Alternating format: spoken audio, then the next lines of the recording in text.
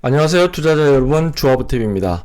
오늘 이 시간에는요, 테슬라 주가 지금 최근 흐름이 굉장히 안 좋죠. 그래서 테슬라 대응 전략에 대해서 한번 살펴보고요. 그리고 지수 ETF 어떻게 지금 대응해야 되는지 한번 짧고 굵게 살펴보도록 하겠습니다. 자, 우선 보시는 차트는 테슬라의 주가 차트인데요. 자, 이걸 보시기 이전에 제가 오늘 낮에 커뮤니티에 지금 테슬라 주가 분석이라고 이렇게 올린 글이 있습니다. 네, 요거를 한번 짚어보고 가도록 하겠습니다. 테슬라 주가가 근래 시장 대비 굉장히 약세죠. 자, 그래서 왜 그럴까 한번 짚어봤더니요. 첫 번째는 CEO 일론 머스크가 트위터를 이제 인수를 완료했는데 그걸로 끝날 줄 알았는데요. 지금 뉴스에 나온 게 트위터 운영을 하려고 하면 그 부채가 많은데 그런 것들을 운영을 하기 위해서 필요한 비용이 필요한데 그 비용 충당을 CEO 일론 머스크가 테슬라 주식을 매도해서 충당하지 않을까라는 뉴스가 나왔어요. 그래서 그 뉴스에 따라서 조금 출렁거림이 있었고, 그리고 미국 중간선거 오늘 밤에 진행되죠. 그래서 그런데 어제 일론 머스크가 공화당을 지지하세요라고 트윗을 올렸어요. 이 민감한 시기에 기업 CEO가 이렇게 발언하는 게 우리 정서에서는 좀 안 맞죠. 근데 미국은 또 미국의 그런 게 자율성이 좀 보장되긴 하지만 그럼에도 불구하고 예민한 부분을 거침없이 그분 성격대로 건드리고 있는 것 같습니다. 자, 그 다음에 중국에서의 코비드-19 영향으로 생산과 판매 부진이 우려된다는 뉴스가 나왔어요. 자, 그래서 이 세 가지가 투자 심리를 흔드는 뉴스가 나왔어요. 자, 그러면 테슬라의 펀더멘털의 변화가 있을까요? 아니요. 펀더멘털은 변한 게 없이 여전히 좋습니다.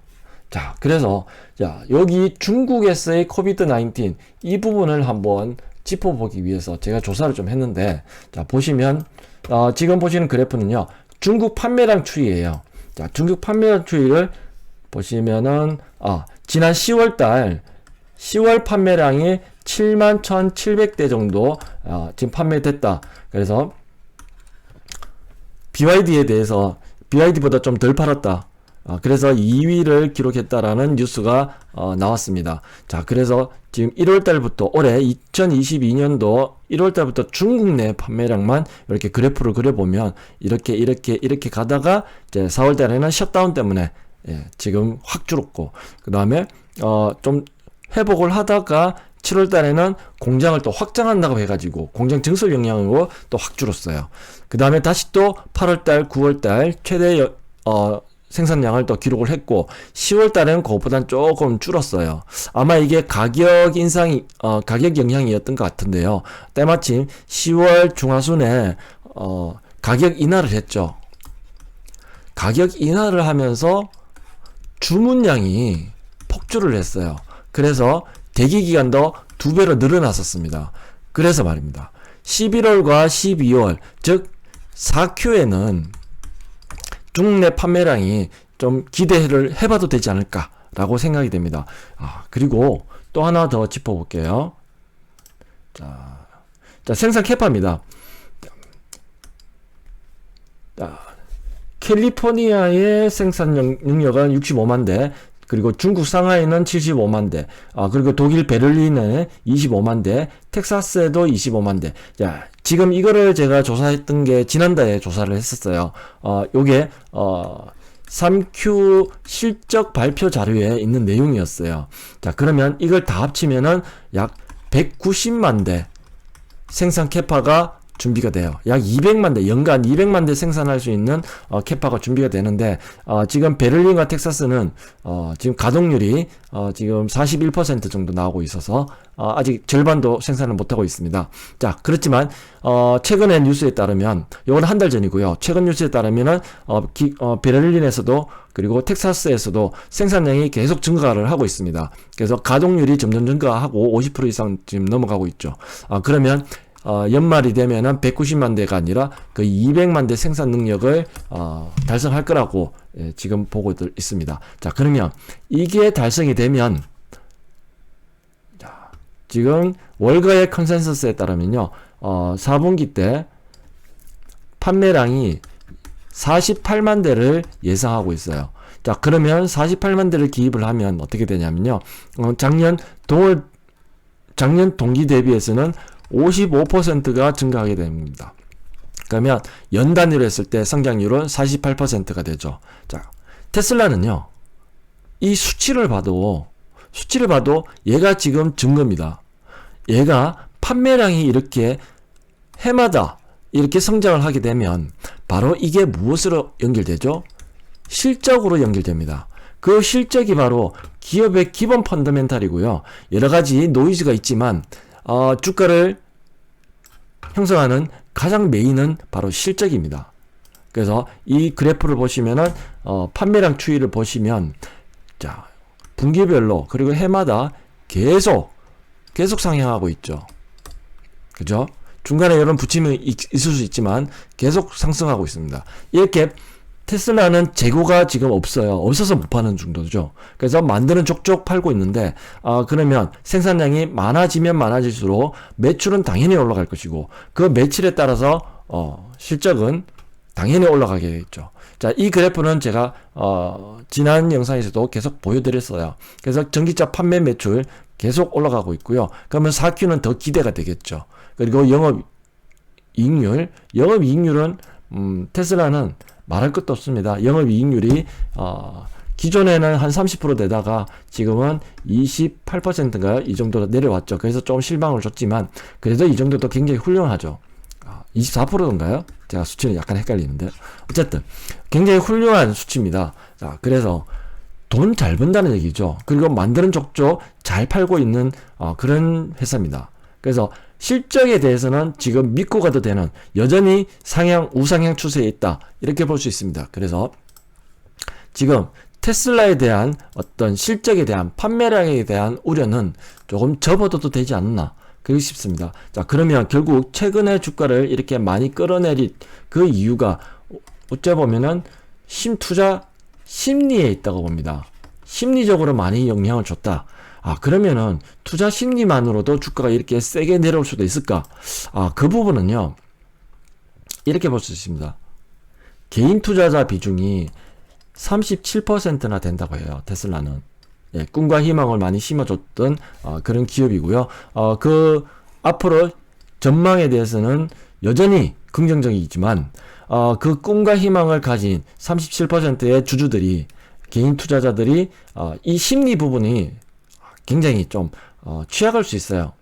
강성 투자자분들도 많으실 겁니다. 근데 이 심리적인 부분이 이런 뉴스들이 의해 가지고 이제 많이 흔들릴 수 있어요. 그러면은 변동성이 좀 심하게 나타나는 게 테슬라의 리스크 중에 하나고, 그리고 CEO도 마찬가지.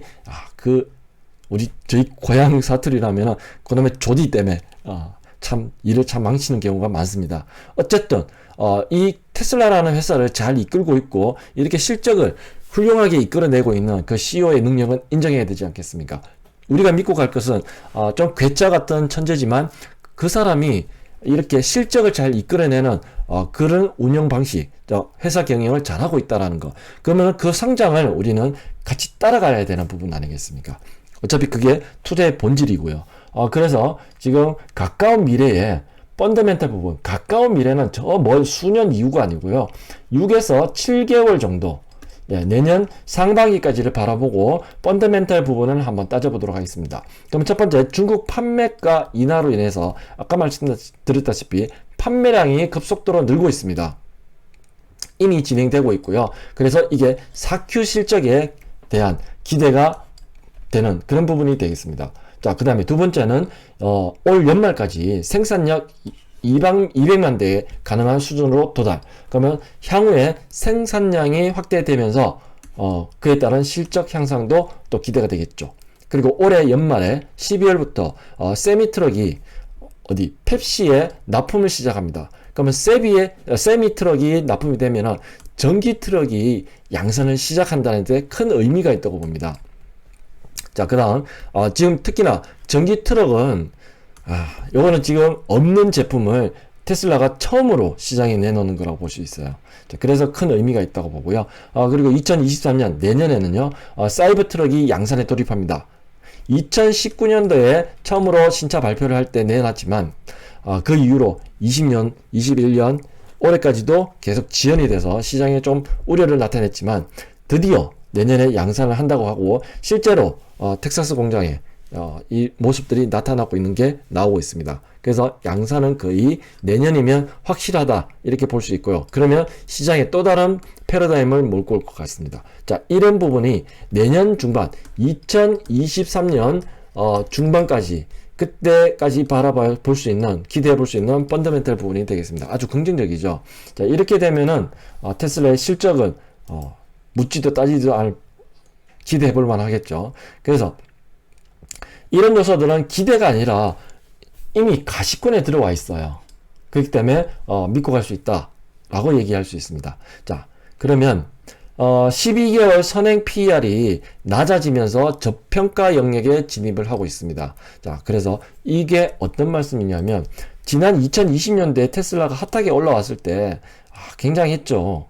그 굉장했을 때 2020년도 후반부에 나왔던 얘기들이 테슬라의 PER, 퍼는 꿈의 퍼라 1000이 넘었어요. 이거는 정말 말도 안 되는 거죠. 그래서 과도한 기대가 들어가 있는 테슬라 주가가 2020년도에 나타났었습니다. 자, 그렇지만 지금 현재 보시면요, PER이 60입니다.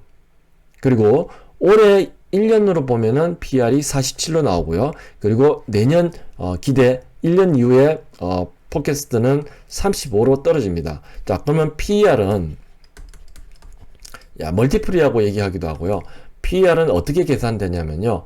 자, EPS 주당 순이익 대비 주가가 돼요. 자, PER이 낮아진다고 하면, 그리고 EPS는 보시다시피 상승하죠. 그러면 PER이 낮아지고 EPS가 분모가 상승하게 되면 나중에 주가는 어떻게 될까요? 이게 반영되면 주가는 굉장히 급상승할 수 있겠죠. 이게 바로 또 중요한 포인트가 되겠습니다. 즉 해석하면요, 실적이 성장하고 주가가 조정되기 때문에 저평가가 진입이 됐고, 그러면 향후에 주가 상승이 기대된다 이렇게 볼 수 있습니다. 이게 어쩌보면요, 투자 인덱스에서 굉장히 중요한 부분 중에 하나입니다. 자, 그리고 중단기적 주가 위치를 한번 살펴볼게요. 그러면 장기 추세를 먼저 보시면은 낮아지는 고점으로 하락 추세가 유지 중에 있다. 이거는 그대로 팩트입니다. 자, 그리고 중단기 추세는 가격 심리선인 200달러를 붕괴해서 마감됐다. 이게 아주 중요합니다. 그래서 최근에 유튜버, 테슬라를 다루시는 분들이, 혹은 주식 유튜버 분들이 테슬라를 많이 다루고 계세요. 그래서 이 부분이 저도 좀 예사롭지 않게 보고 있습니다. 그렇지만 다 대응 방법이 있어요. 그리고 직전 저점을 붕괴해서 마감했습니다. 직전 저점 라인은 180달러 전후. 자, 이것을 그래프를 보면서 한번 설명해 드리도록 하겠습니다. 자, 지금 보시는 게 테슬라 주가고요.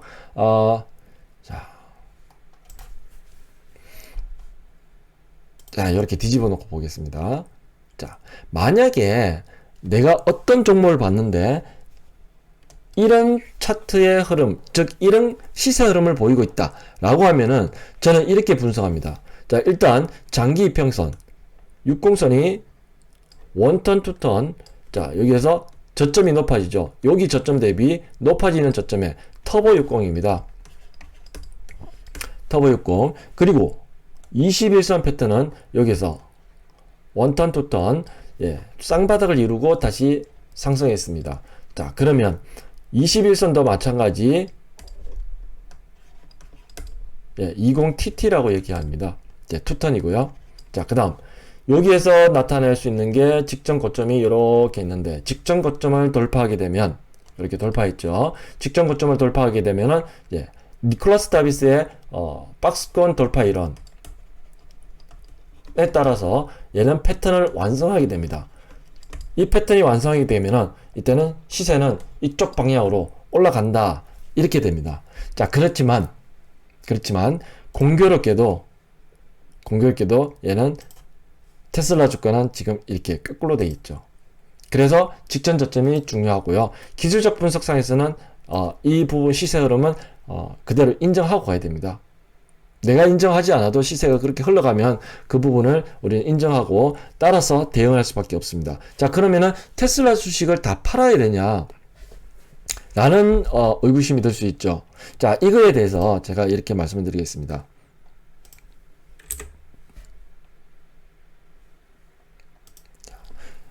다들 고민인 게 추세가 이렇게 하락하고 가격 심리선은 200달러를 붕괴시켜 버려서 테슬라 주식을 내가 다 팔아야 되나? 라고 이제 굉장히 흔들릴 수 있어요. 자, 그러면 어떻게 해야 되냐? 무조건 또 존버를 해야 되냐? 그것도 아닙니다. 존버하는데 주가가 이렇게 계속 하락하게 되면 내 계좌의 수익률은 지속적으로 마이너스를 기록하게 되고, 그렇게 됐을 경우에 나의 투자 심리는 더더욱 악화되겠죠. 자, 이럴 때 쓸 수 있는 방법이 두 가지. 저는 이렇게 이름 짓습니다. 양면 투자. 자, 이것은 좀 알아듣기 쉽게 이렇게 양면 투자라고 제가 이름을 지었고요. 요거를 다른 말로는요, 빗대면, 유명한 헤지 펀드 아시죠? 헤지 펀드들이 많이 쓰고 있는 전략 중에 하나입니다. 자, 헤지 펀드의 투자 전략은 그들도 굉장히 복잡하게 갈 거예요. 수많은 전문가들이 모여가지고 전략을 짜는데, 심플하게 보면요, 장기 투자를 하는 게 있고요. 그리고 이거는 이제 올라갈 만한 주식에 대해서는 장기성으로 롱으로 가져가고요. 그 다음에 떨어질 만한 주가 있죠. 실적이 안 좋거나 어떤 펀더멘탈의 이슈가 있거나 업황이 안 좋거나 여러가지 어떤 이슈가 있을 때 얘를 숏을 때립니다. 즉 하락에 베팅하는 거죠. 그래서 장기 투자, 즉 주가가 올라갈 수 있는 주식에 대해서는 롱으로 장기 투자를 하고요. 그리고 떨어질 만한 주가에 대해서는 숏을 칩니다. 그래서 하락 베팅을 하죠. 그래서 숏입니다.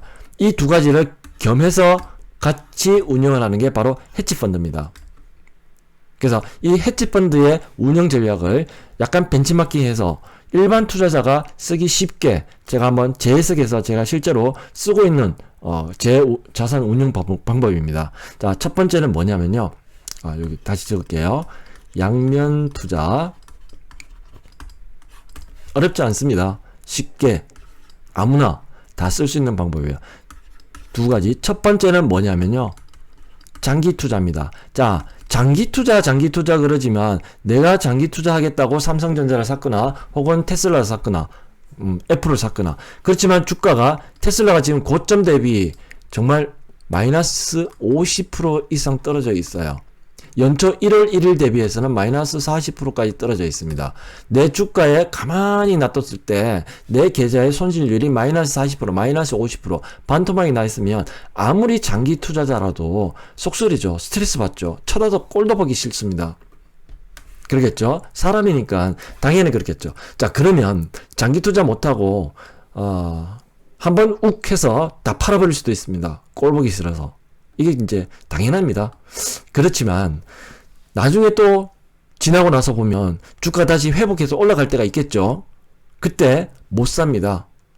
지금 이렇게 한번 크게 뒤지고 나면 못 사요. 꼴도 보기 싫으니까요.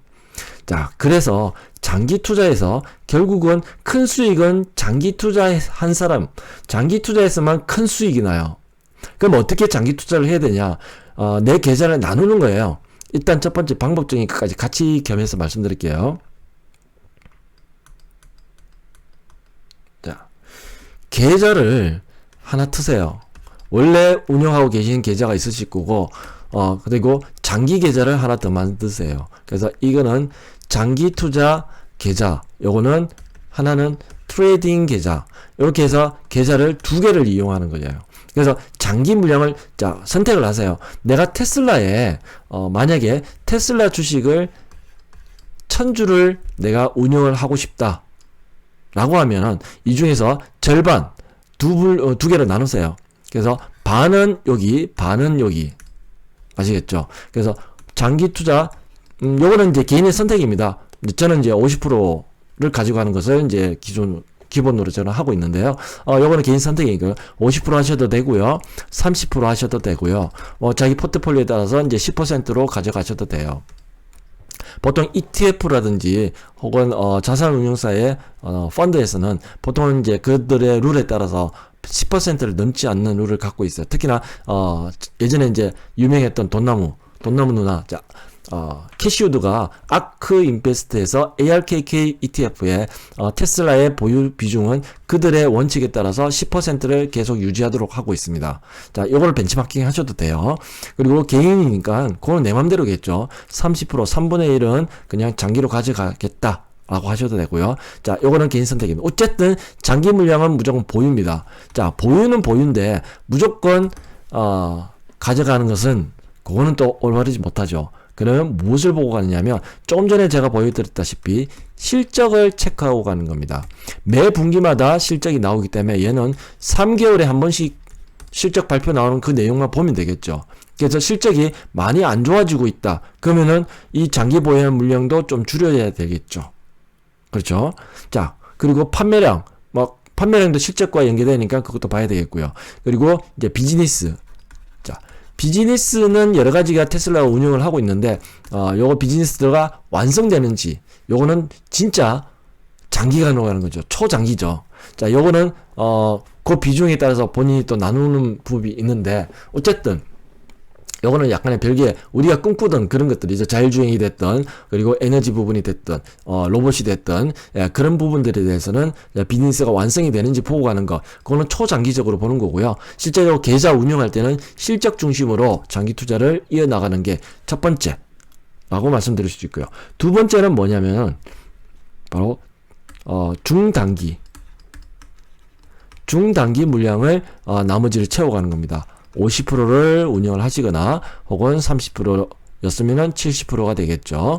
자, 이런 식으로 일정 부분은 장기 물량으로 보유하고 가시는 거고요. 실적 추세가 무너질 때는 이 장기 보유 물량도 줄이고 실적 추세가 무너지지 않았으면 장기 보유 물량은 그대로 보유하고 가는 것입니다. 자, 그리고 중단기 물량은요. 자, 얘는 시세에 따라서 늘렸다 줄였다는 겁니다.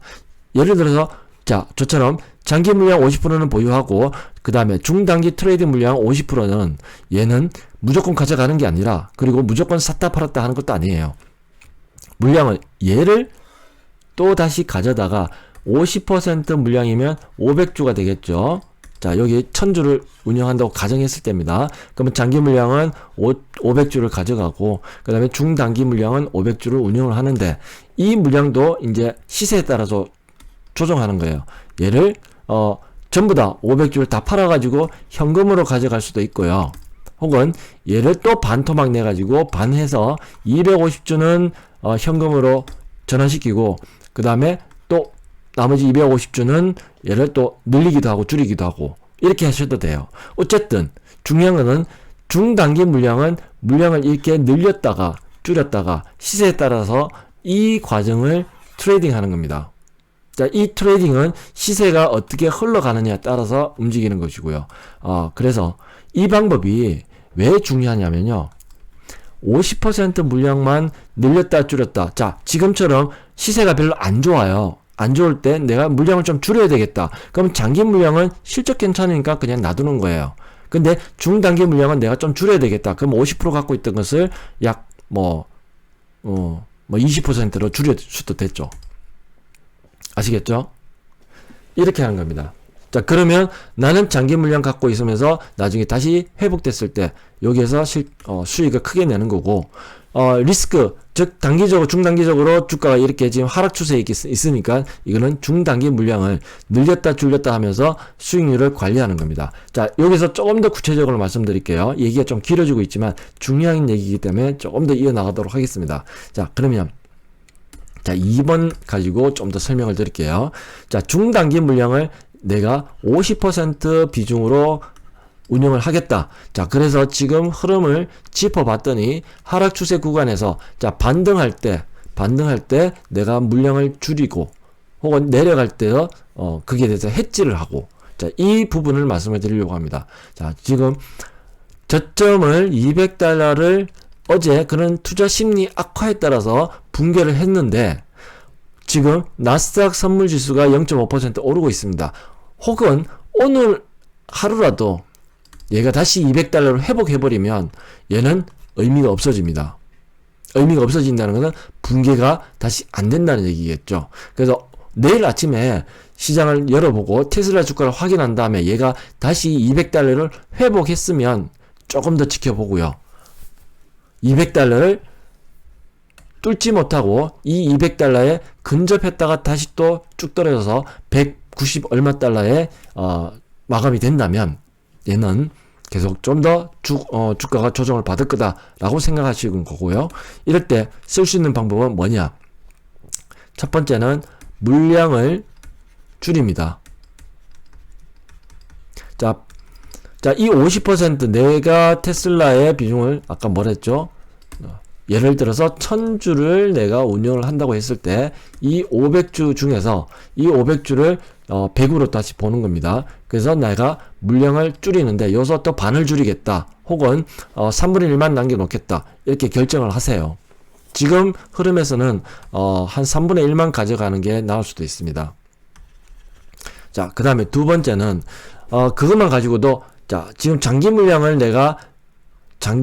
가지고 있는데 얘가 평가손이 계속 발생을 한다면 이것도 스트레스 받죠. 그러면 얘를 좀 보호해야 되겠죠. 보호하기 위해서 쓰는 방법이 TSLQ입니다.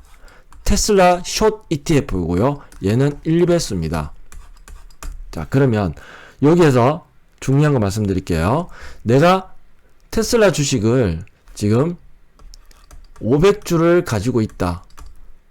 그런데 TSLQ를 똑같이 500주를 가지고 있다. 자, 그러면은 테슬라 본주, 그 다음에 TSLQ, 숏 ETF, 얘 두 개를 동시에 가지고 있으면 어떤 효과가 있냐면요. 지금 내가 얘를 가지고 있다가, 자, 이 TSLQ를 매수하는 순간 얘는 1대1이 되어버립니다. 그럼 만약에 평가손이 마이너스 한 10% 나 있다고 가정을 해보겠습니다. 자, 마이너스 10%가 내가 가지고 있는 물량에서 평가손이 발생해버렸어요. 그러면 얘를 고정시켜 버리고 싶은 거죠. 주가가 더 떨어지더라도 내가 평가손은 더 이상 발생 안 하게 하고 싶다. 그랬을 때 TSLQ를 똑같은 비중으로, 똑같은 금액으로 이렇게 포트폴리오를 딱 구축시켜 버리면 얘는 고정돼 버립니다. 주가가 암만 떨어져도 이 TSLQ는 수익이 나겠죠. 그리고 테슬라 주가는 손실 나겠죠. 이 두 개가 똑같은 비율로 내려가더라도 똑같은 비율로 올라가기 때문에 얘가 상쇄돼서 손실이 고정이 되어 버립니다. 아시겠죠? 그리고 기다렸다가 이 밑에서 어딘가 바닥점을 형성하고 본격 상승을 줄 때, 그때 TSLQ를 이익 실현해버리고, 그러면 그 돈 가지고 테슬라 본주를 다시 담는 겁니다. 그러면 주식수는 더 많이 늘어나 있겠죠. 이 전략입니다. 이게 바로 핵심입니다. 이해되시나요? 네, 어렵지 않죠. 말이 좀 길어서 그렇지 결국은 심플하게는 장기 물량은 그냥 가져가고 내가 해지를 하기 위해서 TSLQ라는 ETF를 매수해서 동일한 가격 비중으로, 동일한 가격이 아니고 동일한 비중으로 가져가겠다. 그러면은 테슬라 본주와 똑같이 1대1로 가져가면은 내 손실이 고정이 된다는 거죠. 손실이 나 있을 경우에. 그러면 고정되면 더 이상 스트레스 안 받고 그냥 놔둬도 돼요. 언제까지? 바닥 찍고 올라갈 때까지. 그럼 바닥 찍고 올라갈 때까지 그 초입부에서 TSLQ를 이익 실현해버리고 그 돈을 테슬라의 본주를 다시 저가 매수해서 이 물량을 가득 채우는 겁니다. 그러면 이 물량은 처음에 시작하기 전에는 1000주가 있었는데 얘가 더 많이 플러스 알파로 늘어나 있을 거예요. 그러면 주가가 올라가면은 내 계좌는 플러스 알파에 또 알파에 또 알파에 이렇게 증가할 것입니다. 바로 이게 맥점입니다. 어렵지 않죠? 네. 주가가 바닥점을 형성하고 본격적으로 턴하는 시점은 제가 계속 짚어드리겠습니다. 2부에 이어서 SQQQ 대응 전략에 대해서 말씀드리도록 하겠습니다. 네, 긴 영상 봐주셔서 감사드립니다.